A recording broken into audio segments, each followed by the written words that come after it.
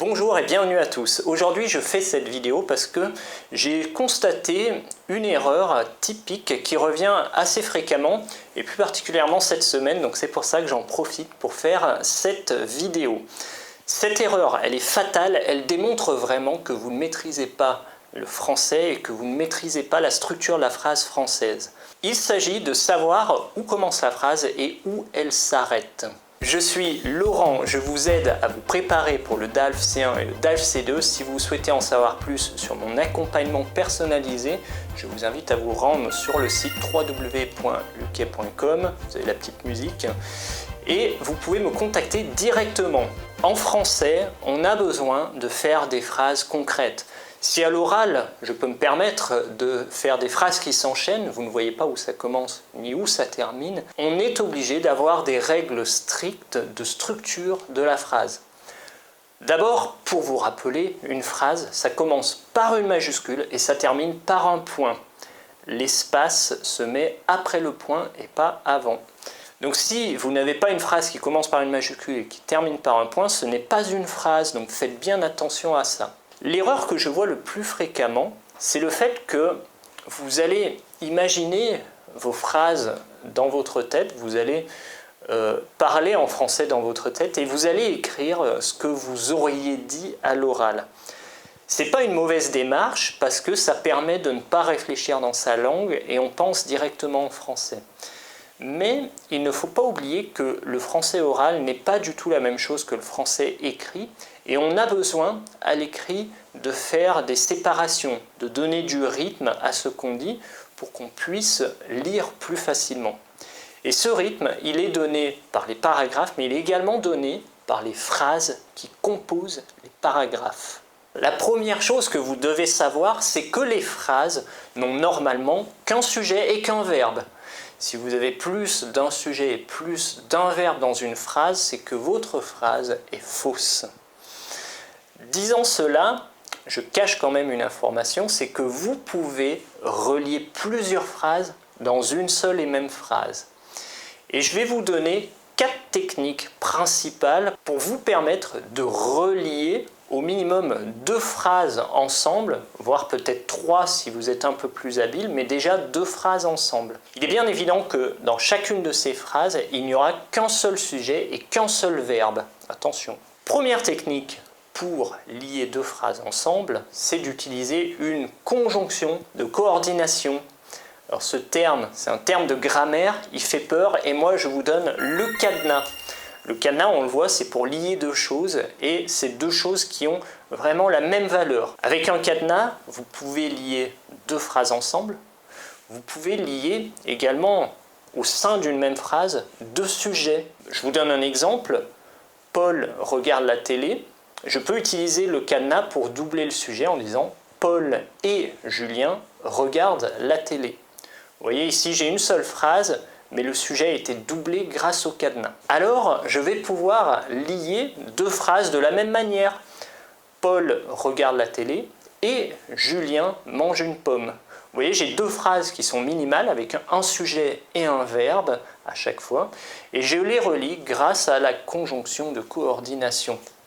Bon, celui-là, il est assez facile, on le comprend facilement, mais n'oubliez pas que la structure, c'est vraiment une phrase minimale avec un sujet, un verbe, éventuellement un complément, la conjonction de coordination, le cadenas, et une phrase minimale avec un sujet, un verbe, éventuellement des compléments. On voit dans cette structure que les 2 phrases sont au même niveau, il n'y en a pas une qui est principale et l'autre secondaire, elles ont vraiment 2 puissances égales. Deuxième possibilité que je vous propose pour mettre une phrase dans une autre, c'est les verbes qui vont introduire une phrase. On va avoir par exemple penser, dire, supposer. Voilà, ce sont des verbes qui peuvent entraîner une phrase. Alors attention, pour amener une phrase à la suite de ces verbes, vous allez être obligé d'utiliser une conjonction de subordination qui s'appelle que. Alors voilà, c'est encore un terme de grammaire, mais vous retenez que tout simplement c'est que, c'est la conjonction qui permet de faire une subordination. Alors ce terme c'est un peu bizarre, mais ça veut dire que dans ma phrase principale, je pense la suite, je vais avoir une autre phrase qui sera en dessous de cette phrase et qui sera introduite par que. D'accord? Donc ça donne un degré de hiérarchie. J'ai ma phrase principale et une phrase secondaire qui est présente dans cette phrase principale. Donc je vous donne un exemple tout de suite. Je pense que tu devrais travailler plus. On a la phrase principale avec son sujet, je, le verbe principal, pense, et puis on a cette phrase qui est subordonnée, qui sert d'objet au verbe penser. Tu devrais travailler plus, ça c'est vraiment un sujet encore et un verbe.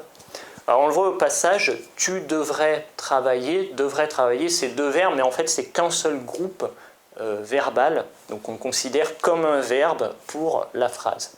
Autre possibilité qui vous est offerte pour lier deux phrases, c'est le pronom relatif. Alors sur le pronom relatif, j'ai fait une vidéo que vous pourrez consulter ici même. Avec le pronom relatif, vous allez parfois avoir un seul verbe et des compléments, mais parfois vous aurez également un sujet et des compléments. Je ne vous donne ici qu'un seul exemple. J'aime les pommes que j'ai achetées ce matin.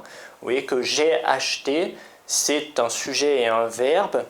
Et j'aime les pommes, c'est également un sujet et un verbe. Et on voit que la proposition relative, qui est après le pronom relatif, est finalement secondaire par rapport à la phrase principale, j'aime les pommes. Donc allez voir cette vidéo, vous verrez, tout est expliqué et vous aurez vraiment tous les détails du pronom relatif. Enfin, dernière possibilité que je vous propose aujourd'hui, mais qui n'est pas vraiment la dernière, car il y a d'autres possibilités, mais c'est les plus courantes, c'est la condition « si j'avais de l'argent, j'achèterais une voiture ». Ici, on a une première partie de phrase qui est introduite par « si », et on a une seconde partie de phrase qui est un résultat, donc il y a une condition, un résultat, et ici on a encore un sujet et un verbe. Donc vous voyez, là il y a un mot qui est le « si » dans la première partie. On peut très bien inverser ces deux parties en disant « j'achèterais une voiture si j'avais de l'argent ». Vous voyez, là il n'y a pas vraiment de souci. Mais on remarque qu'à chaque fois il y a le « si » qui est présent et qui donne la condition et un résultat éventuel. Pour l'ensemble de ces quatre possibilités, on voit que les phrases qui sont données peuvent avoir le même sujet, mais elles peuvent également avoir un sujet différent. Ce sont vraiment des phrases minimales sujet-verbe qui sont indépendantes et elles n'auront pas obligatoirement le même sujet. Maintenant, quand vous relirez vos phrases, si vous constatez que vous avez plusieurs couples sujet-verbe qui ne sont pas reliés entre eux par une conjonction de coordination, par une conjonction de subordination, ou un pronom relatif, ou enfin s'ils n'ont pas cette idée de la condition, c'est qu'ils ne font pas partie de ces quatre cas que je vous ai présentés aujourd'hui, et donc vous avez toutes les chances que votre phrase soit fausse. Alors vérifiez bien vos textes désormais, et si vous avez plusieurs sujets avec plusieurs verbes, demandez-vous s'ils font partie de l'un de ces cas. Si vous avez un doute quant à la structure d'une phrase, si vous hésitez à savoir si elle est juste, je vous invite à la proposer dans les commentaires de cette vidéo. En tout cas, si vous l'avez aimée, bien sûr, vous mettez un like et vous pouvez la partager sur vos réseaux sociaux. Merci à vous et à très bientôt.